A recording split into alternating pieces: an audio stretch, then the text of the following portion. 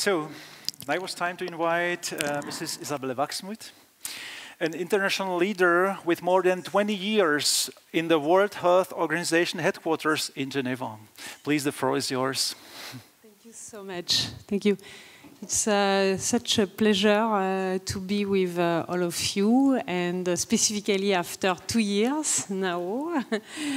And yesterday we discussed together about what happened in 2 years related to the last discussion we had, And that it is, I think, the relevant question. Donc I would like to use this precious time now to do this type of introduction about this reflection, if it is fine for you. And I have prepared something for that.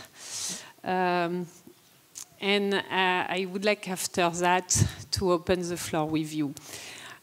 The biomedical model, as you know, have demonstrated quite a lot of limitations, specifically in the Occidental world, and it appears not very effective for complex, multifactorial and lifestyle-related disease.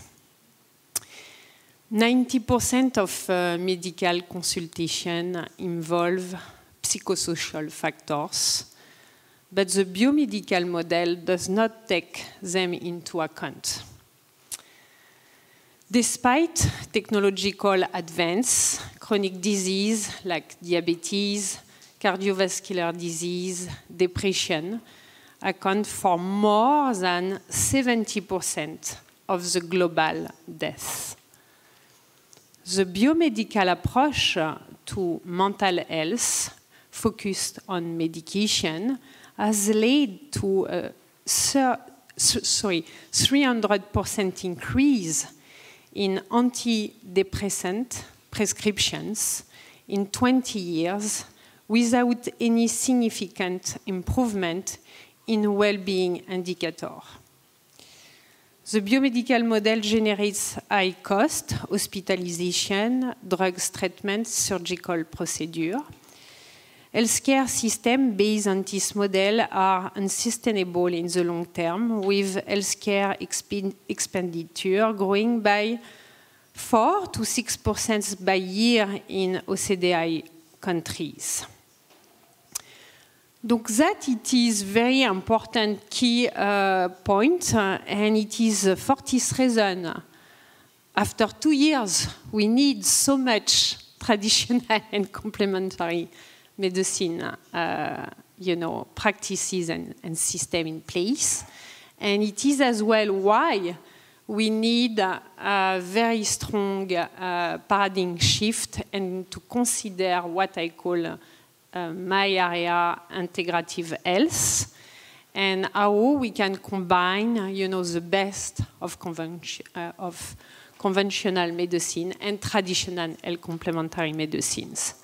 So that it is really, what have been considered, I will say, globally in the world. And just to tell you now the comparative projection with an holistic models, what does it mean today in these 2 years? It means 30 to 50% of reduction in symptoms of stress, anxiety, and chronic pain in integrative approach, energy medicine, rituals, and community care, for example. All the figure I have described to you now, it is based on evidence. I have not mentioning all the sources, but I can share with you the source of this data. 25–40% improvement in patient adherence to care and satisfaction in person-centered models. And it is as well very important to consider indigenous and consciousness-based models. I was recently, before to come here in Canada, in Quebec, And it was amazing to connect with the 11 First Nations. And I have learned so much about their indigenous knowledge and practices. And it is part of the heritage of this planet to consider as well the indigenous knowledge and consciousness-based medicine approach, because they are able to promote increase in psychological resilience. They are able to address disease prevention through balance and meaning. They are able to address as well the issue of cost, and specifically to have cost reduction through community and preventive care.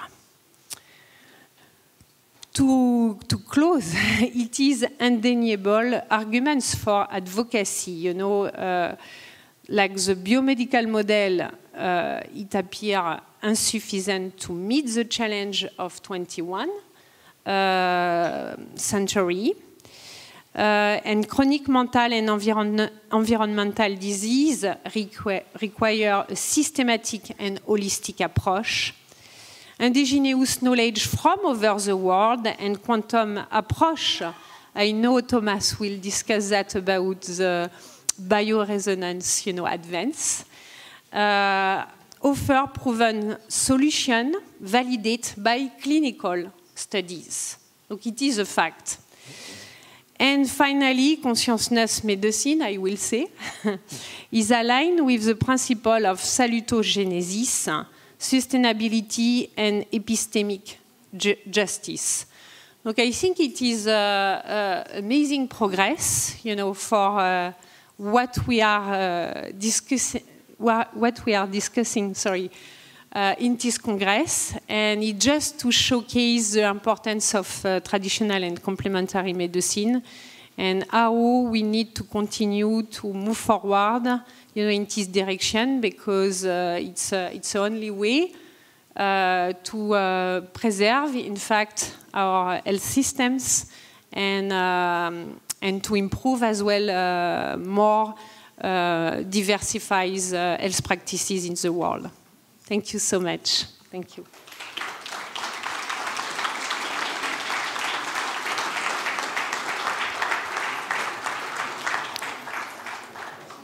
Thank you, Mrs. Wachsmuth. Thank you, Mrs. Wachsmuth, for your words and for sharing all this information with us.